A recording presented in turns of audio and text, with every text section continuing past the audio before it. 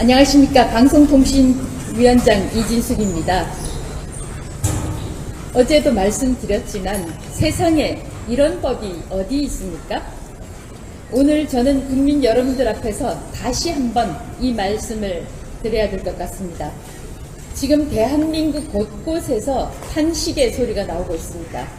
소위 노란봉투법, 양곡법, 검찰청 해체법 이런 이야기는 이 자리에서 하지 않겠습니다.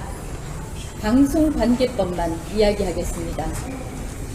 방송을 국민에게 돌려준다며 통과시킨 방송 3법은 사실상 방송을 민노총 노조에게 주는 것입니다. 이제 KBS를 비롯한 10개 방송사에는 편성위원회라는 막강한 조직이 경영진과 똑같은 역할을 하게 됩니다. 이 조직을 운영하지 않으면 징역형에 처하거나 3천만 원에 이르는 과태료를 물어야 합니다. 방송국의 생사를 좌우하는 재허가, 재승인에도 막강한 영향을 미치게 됩니다. 방송 3법은 또 현재 운영되는 공영방송사의 이사회를 3개월 안에 갈아치울 수 있도록 했습니다. KBS의 경우 석 달 안에 이사회를 바꾸고 새로 구성된 이사회가 KBS 사장을 바꿀 수 있습니다. 절차가 빨리 진행된다면 올해 안에 현재 경영진을 새로운 경영진으로 교체할 수 있다는 것입니다. 좌파에서 이야기하는 방식으로 이야기하면 소위 윤석열 경영진을 이재명 경영진으로 바꿀 수 있다는 것입니다. 이 법을 만든 사람들은 부정하겠지만 저는 그렇게 평가합니다. 저는 방송 3법에 대한 반대 입장을 오래전부터 피력해 왔습니다.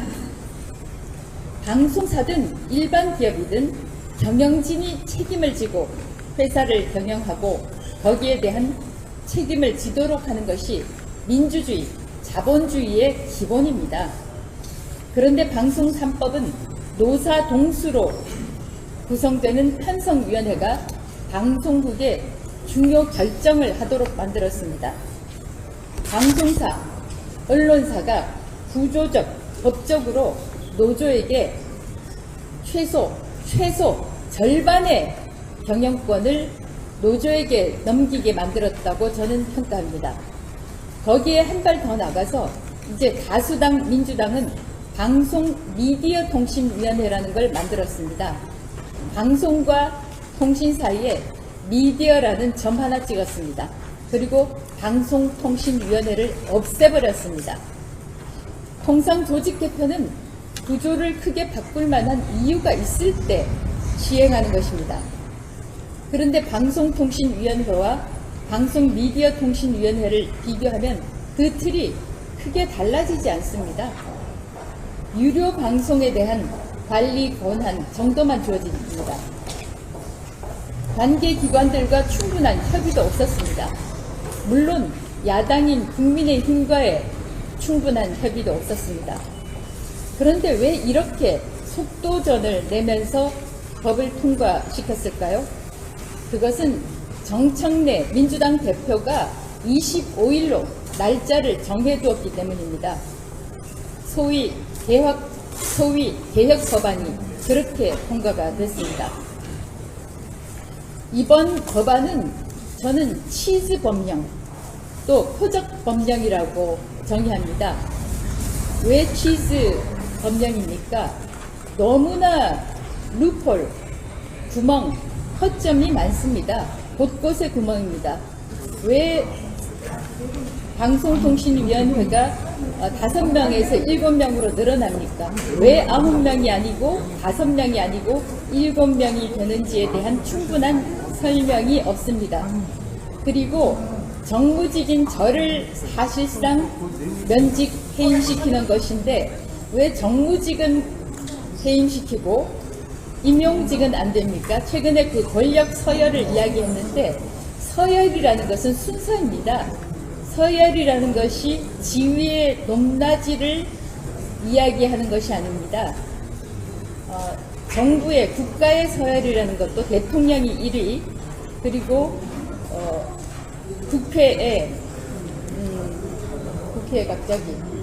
국회의장이 서열 2위죠. 이것은 지위의 높낮이가 아니라 주어진 권한의 순서입니다. 행사를 할 때 누가 먼저 입장을 할 것인지, 자리 배치는 어떻게 하는 것인지, 그 순서를 이야기하는 것이지 지위의 높낮이가 아닙니다. 그런데 이번 방송미디어통신위원회 법 구칙을 보면 정무직은 자동 면직되는 것으로 한다, 이렇게 이야기를 했지 않습니까? 그러면 정무직 공무원과 임용직 공무원의 차이는 무엇입니까? 왜 정무직은 면직이 되어야 되는지에 대한 설명도 없습니다. 구멍이 많은 치즈 입법입니다. 치즈 법령이고 또 저에 대한 표적 입법입니다. 어제 김장겸 의원도 설명했지만 방심위는 어떤 면에서 아주 큰 문제를 갖게 됩니다. 방송 심의를 하는 것, 방송통신에 대한 심의를 하는 것은 정말 객관적이고 국민의 입장에서 또 법에 따른 심의를 하게 되는데, 위원장을 정무직으로 정하게 되면 어쩌면 이재명을 위한 방송 심의를 하게 되지 않을까요? 또 민노총, 민주당을 위한 방송 심의를 하게 되지 않을까요? 매우 우려스럽습니다. 소위 검찰청 폐지 법안은 검찰청 폐지 법안은 정청래 작품이고 방송미디어통신위원회법은 최민희 작품입니다. 소위 민주당의 강성 지지자들인 개딸들에게 추석 비서훈 선물을 하려고 충분한 협의 없이 이 법을 통과시킨 거 아닙니까? 이제 방미통일법이 통과된 직후, 제가 어제를 이제라고 참 이야기를 했네요. 어제 방미통일법이 이렇게 참 발음도 힘들다니까요. 방미통일법인데 제가 방미통일법이라고 이야기를 하는데, 어제 방미통일법이 통과된 직후에 민주당의 한 의원이 제 옆을 지나가면서 속이 시원하다, 이런 말을 하더라고요.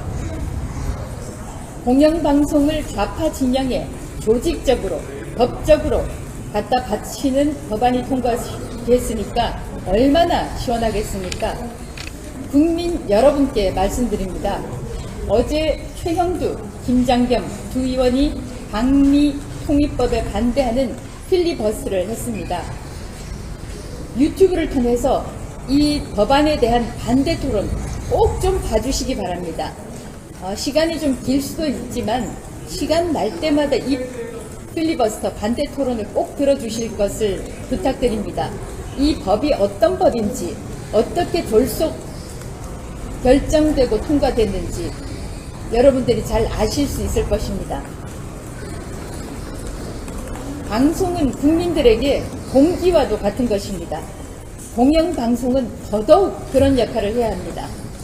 이제 속전속결로 이재명 정부는 방송미디어통신위원회 진용을 갖추어서 공영방송사를 민노총 언론노조에 가까운 방송으로 바꾸려 할 것입니다.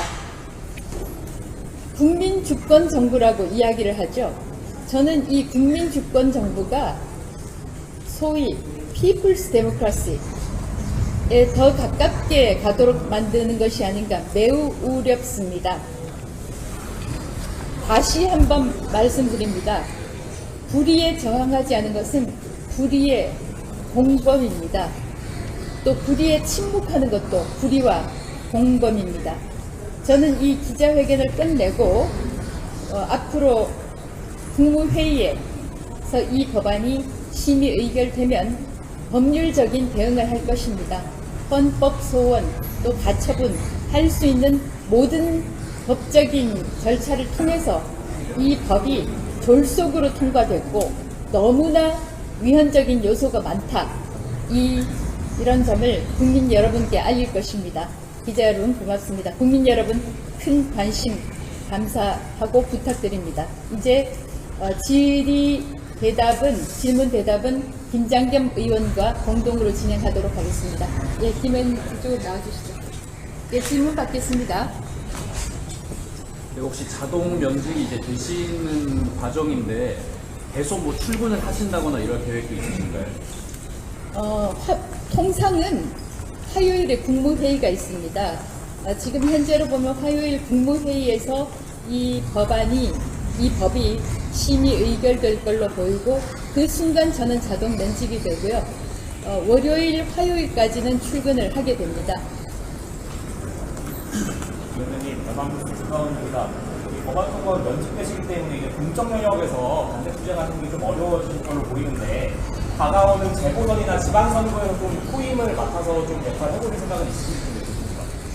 제 거취와 관련해서는 현재는 법적인 절차를 밟는 데 최선을 다할 것입니다. 위원장님, 서울신문 조중원입니다. 법적인 절차라고 하시면 헌법소원이라든지 그런 거를 좀 염두에 두시는 걸까요? 예, 국무회의에서 심의 의결되면 아마 그 직후에 헌법소원과 가처분 법적 절차에 들어갈 것입니다.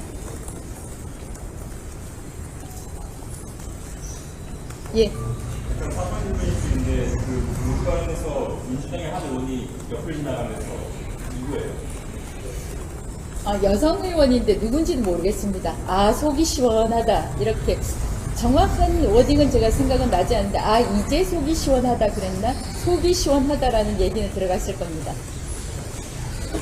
그런데 이렇게 구멍이 많은, 허점이 많은 부실한 법을 통과시키고 난 다음에 속이 시원하다라는 소리를 들으니까 대한민국이 참 답답하다는 생각이 들고 본회의장의 3분의 2 정도 민주당 의원이 자리를 채웠지 않습니까? 국민의힘 의원들은 표결에 동참을 하지 않았기 때문에. 그런데 아마 그분들도 한 명 한 명 개인적으로 보면 평가를 하면 지식인이고 어쩌면 지성인들도 있을 텐데 이렇게 부실하고 말도 되지 않은 법안에 표결에 찬성표를 던질 수 있을까?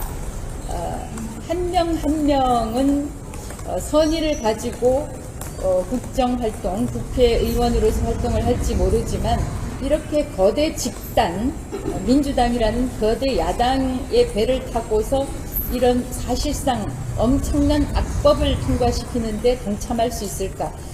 저는 한편에서는 분노를, 한편에서는 참담함을 느꼈습니다. 김장겸 의원한테 질문 좀 해주십시오. 이어서 말씀드리면 원래 2층에서 하기로 했는데 1층으로 자리 오겠잖아요. 이유가 있나요? 제가 어제 저희 보좌진이 전화를 받았는데 주말에는 의원 외에는 소통관 기자회견장 안으로 들어갈 수 없다라는 이쪽 방호 담당한테 전화를 받았어요. 그래서 이제 이진수 위원장께서 안으로 들어갈 수가 없으니까 여기서 할 수밖에 없었어요. 그런 규정이 있다고. 의원님들 참 대단하십니다. 네. 이제 다음 기자회견이 있으니까 가보셔야 되는데 질문. 네. 입니다. 민주당 박지원 의원 비롯해서 이제 뭐 개인 카드로 빵 사먹어라 이런 또뭐 비판들이 좀 이어지고 있거든요. 이에 대한 좀 입장. 사실상 제 개인적으로 먹을 빵은 항상 개인 카드로 사 먹었고요. 제가 단 음식을 그렇게 좋아하지 않기 때문에 저는 개인적으로 참 식성까지 얘기를 해야 됩니다만 고기도 육류도 먹지 않고 또 사실 단 음식을 별로 좋아하지는 않습니다. 그런데 제가 그렇잖아도 오면서 이야기를 했지만 그 80이 이렇게 하면 참 언론은 싸움 붙이는 거 좋아하는데 80이 넘는 베테랑 정치인이 이런 그 비아냥되는 식의 메시지를 소셜미디어에 올린다. 좀 큰 국정을 논하는 그런 말씀을 하시면 좋겠고 또 제가 개인적으로 위원장으로서 문제가 있다면 지적하는 것이 국회의원의 임무이기도 하겠지만 좀 연세에 맞지 않는 거 아닙니까? 저는 지금까지 제 사적인 일과 관련되는 것은 다 당연히 개인적으로 비용을 지불을 했고, 이 자리에서 다시 한번 말씀드리지만 지금 뭐 수사 중이기는 하지만 법인카드 관련해서는 저는 업무용으로만 사용했기 때문에 인사청문회에서 제 스스로 자발적으로 자신 있게 제 법인카드 사용 내역을 공개하는 데 동의를 했던 것입니다. 그런데 이게 와서 제가 경험을 해보니까 참 대한민국의 정당의 문제에 대해서 느끼게 된 것이 사실 여부와는 전혀 상관없습니다. 사실 여부와는 상관이 없고 어떤 특정 진영의 프로파간다와 관계가 있다면 그냥 만들어내는 것이거든요. 그래서 빵과 관련해서도 제가 수차례 말씀을 드렸고, 비단 빵뿐만이 아니라 제 법인카드는 오직 업무용으로만 사용했다는 것을 다시 한번 말씀드립니다. 제가 보니까 조금 전에 김장겸 의원이 그런 말씀하셨지만 이 소통관이라는 공간, 그러니까 국회에서 국민들과 필요한 이슈에 대해서 소통하는 이 공간도 주말에는 저 같은 국무위원도 사용할 수 없고 오직 배지를 다신, 제 배지도 있습니다만 배지를 다신 국회의원한테만 허용된다는 것도 좀 이런 것을 국회의원들이 좀 관련 법과 규정을 개정해야 되는 거 아닙니까? 주말에는 국회의원들만 이용할 수 있다.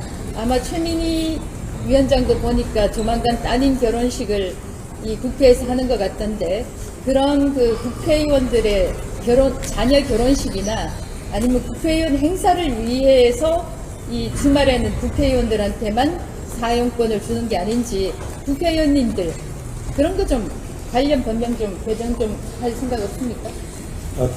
보통 이야기 들어보니까 관례적으로는 주말에도 다른 분들이 기자회견을 했다고 그래요. 그런데 이제 갑자기 어제 그런 규정을 두고 있으니까 그런 규정이 있는 건 사실이라고 합니다. 그래서 이게 무슨 보이지 않는 손이 혹시 작동하지 않았나 하는 그런 의구심도 듭니다. 네. 자, 그러면 추가 질문이 없으면 이 정도라, 추가 질문 하니까 생각이 나는데, 기자들하고 질문이라는 그 관계에 대해서 하나만 말씀을 드릴게요. 미국의 그 헬런 토마스도 질문과 관련한 기자와 질문에 대해서 이야기한 적도 있고, 백악관을 가장 오랫동안 출입했던 여기자죠. 헬런 토마스, 지금은 고인이 됐습니다만, 오바마 대통령도 한국을 방문했을 때 그 입장에 있는 그 기자들에게 한국에 왔으니까 한국 기자에게 질문할 기회를 주겠다고 이야기를 했는데 잠잠했죠. 그래서 중국 기자가 그러면 아시아를 대표해서 질문을 하겠다 이렇게 얘기한 거를 들었는데 기자 여러분들께서는 정말 국민들을 대신해서 질문을 하는 매우 중요한 위치에 계신 분들입니다. 중요한 질문을 해서 더 좋은 정보를 이끌어내고 대한민국을 발전하는 방향으로 인도하는 데 역할을 해주실 걸 부탁드리는데 제가 왜 이 말을 꺼냈느냐 이유가 있겠죠. 얼마 전에 이재명 대통령이 트럼프 대통령하고 정상회담을 하기 위해서 백악관에 갔지 않습니까? 백악관에 갔는데 그때 질문을 하는데 제가 기다렸던 질문은 어떤 거였느냐. 제 기억에 트럼프 대통령이 우리 미국은 한국의 agricultural market, 농산물 시장에 대한 접근권을 갖게 된다 이렇게 이야기를 했고 레빗 대변인이 백악관 대통령 대변인이 어떻게 이야기를 했냐면 historic access for Korean rice, historic access for American rice in South Korea 이렇게 얘기를 했어요. 한국에서 미국 쌀에 역사적인 접근권을 갖게 됐다 이렇게 얘기했는데 만약에 제가 그 자리에 있었으면 쌀하고 소고기에 대해서 굉장히 큰 관심을 갖고 있지 않습니까? 지금도. 그렇다면 제발 좀 쌀하고 소고기에 대한 질문을 좀 해라. 제 속으로 저도 실시간으로 지켜보고 있었는데 그 질문이 안 나오더라고요. 물론 기자들이 질문을 선택할 권리는 있습니다만 중요한 자리에서 중요한 질문 해주시기 바랍니다. 오늘 일요일에 시간 내주셔서 대단히 감사합니다.